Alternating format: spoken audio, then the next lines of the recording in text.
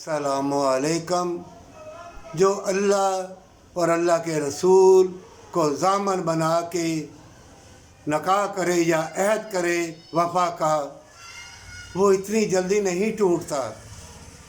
चाहे तुम रूबरू कहो फिर भी इसकी माफ़ी है, अल्लाह माफ़ करने वाला है। अगर नकाह में धोखा करो, बदकारी करो और ये जिस्म की ज़िल्लत है, बीमारी है, तबाही है। और नकाह में हमेशा की जन्नत है, इसमें जिस्मों की तंदुरुस्ती है।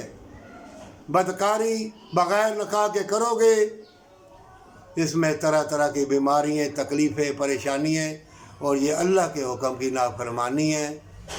मर जाना, तुम हमेशा की जन्नत के लिए आई हो। ए हसीन लड़के, ए हसीन लड़कियों, तुम जन्नत की खुशबू हो, पहचानो।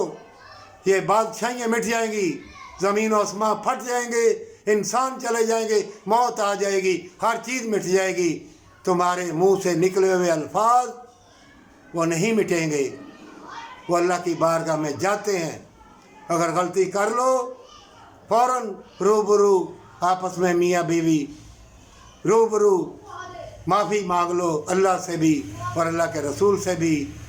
और फिर अल्लाह के नाम की खैरात करो, नहीं तो कलमा कलाम पढ़ लो या रोज़ा रख लो। अल्लाह तुम्हारी ख़ता को माफ़ करेगा और नकाह को कायम रखेगा।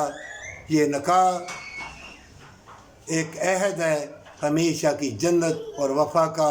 और अल्लाह के पसंद के साथ तूने वफ़ा की, नकाह किया तो तुम जनती हो, हमेशा की ज़िंदगी के लिए कामयाब हो, पर सच्ची तौबा के साथ।